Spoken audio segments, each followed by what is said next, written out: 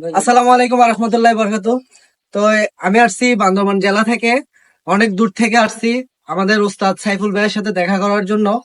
আর সাইফুল ভাইয়ের যে জনপ্রিয়, সবাই তো ভালো করেই জানেন যে সাইফুল ভাই কি নির্দেশনা দেয় আর সাইফুল ভাই কিভাবে কাজ করে।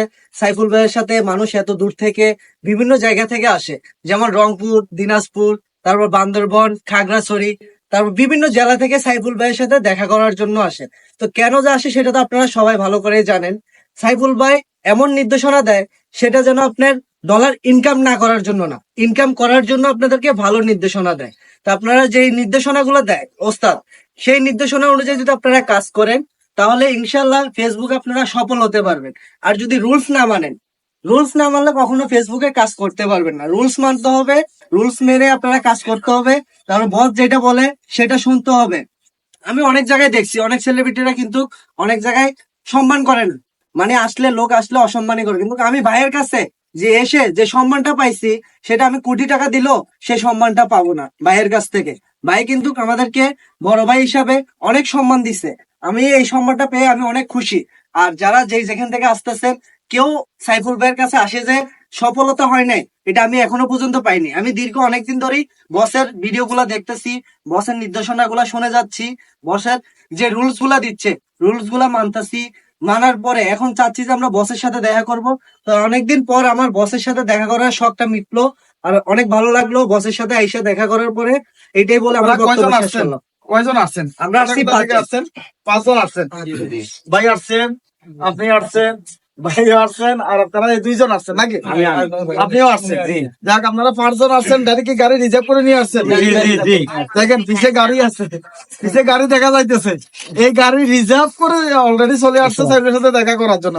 তার মানে অনেক টাকা খরচ হয়ে গেছে। ইনকাম কত করবে আল্লাহ জানে, খরচ করে ফেলাইছে। এটা হচ্ছে অ্যাকচুয়ালি আসলে আন্তরিকতা বলেন, টান বলেন। আবার অনলাইনে কাজ করতে হলে আপনি কাউকে ফলো করা লাগবে। কাউকে যদি ফলো যদি না করেন, এখানে আপনার উঠতে সময় লাগবে। আপনি রাস্তা চিনবেন না, রাস্তা হারাই ফেলবেন। অনলাইনে কাউকে যদি ফলো করেন তাহলে রাস্তাটা সঠিক থাকবে। এই সঠিক রাস্তায় কাজ করতে পারবেন, ইনকাম করতে পারবেন। তো ভাইদের জন্য অবশ্যই শুভকামনা থাকবে।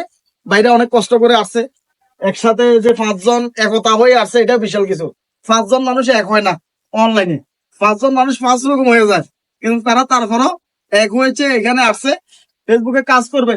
তো অবশ্যই তাদের সফলতা কামনা করি। তাদের যে সমস্ত ফেস গুলো আছে, সবাই এই ফেস গুলো একটু সাপোর্ট করে দিবেন।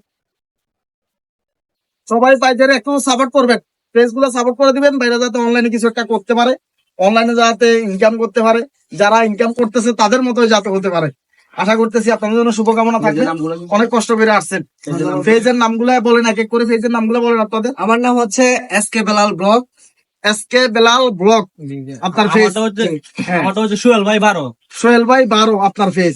আপনার ফেস। আমার পেজের নাম হচ্ছে রিয়ামণি প্লাস হাসান ভাই। রিয়ামণি প্লাস হাসান ভাই। আপনার ফেস। বিডি বাটন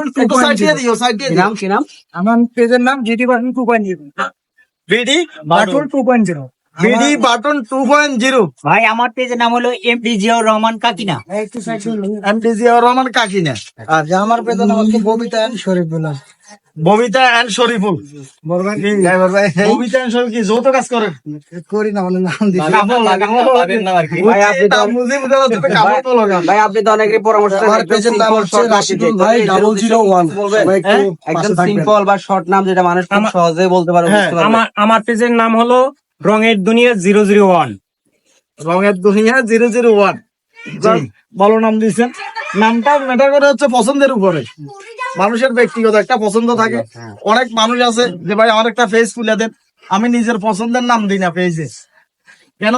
যে এটা একটা বাচ্চার মতো, এটা লালন পালন করবেন আপনি, সারা জীবন এই পেজ নিয়ে দৌড়াবেন আপনি, আপনার পছন্দ মতো নামটা হোক। তো সেই ক্ষেত্রে আমি সবাইকে এই কথাটাই বলে থাকি পেজের ব্যাপারে, নামটা যদি সংক্ষেপ হয়, সহজ হয়, একজন মানুষের সহজে চিনে ফেলে। আর নামটা যদি কঠিন হয় তাহলে একজন মানুষের সহজে চিনতে পারে না। যারা বড় বড় শিক্ষিত মানুষ, তারা ফেসবুকে ভিডিও খুব কম দেখে, তারা দেখে ইংলিশ মুভি দেখে, ছবি দেখে, জটিল নামগুলো সার্চ দিলে আসে না। কম শিক্ষিত, এরা ফেসবুকে ভিডিও বেশি দেখি। তো ওদের সাথে পরিচিত হইতে হইলে ফেসবুকের নামটা হওয়া লাগবে ছোট এবং কি একেবারে সংক্ষিপ্ত। আর নিজের নামের উপরে সবসময় পরিচিত হওয়ার জন্য আমি বলি যাতে ফেস ভ্যালুটা তৈরি হয়ে যায়, ফেস ভ্যালুর পাশাপাশি যাতে নামটা মানুষে জানে। অনেকের নাম আছে একটা, ফেজের নাম আর একটা। এখন ওই অনেকে রয়েছে আবার মেয়ের নামে ফেস দিয়ে দে, বাচ্চার নামে ফেস দিয়ে দে, ওই মানুষটারা সবাই ওইটাই টাকা শুরু করে। কথাটা বুঝছেন? তো এইভাবে করা ঠিক না। নিজের নামের সাথে নিজের ফেসের সাথে সবকিছু যাতে মিল থাকে, তাহলে একজন মানুষকে মানুষের চিনতে খুব সহজ হয়, সুবিধা হয়। নামের সাথে যদি ফেসটা বলা হয়, তবে আপনাদের জন্য অবশ্যই শুভকামনা থাকবে। সবাই ভালো থাকেন, সুস্থ থাকেন। আল্লাহ হাফেজ, আসসালামু আলাইকুম। আসসালামু আলাইকুম। আসসালামু আলাইকুম।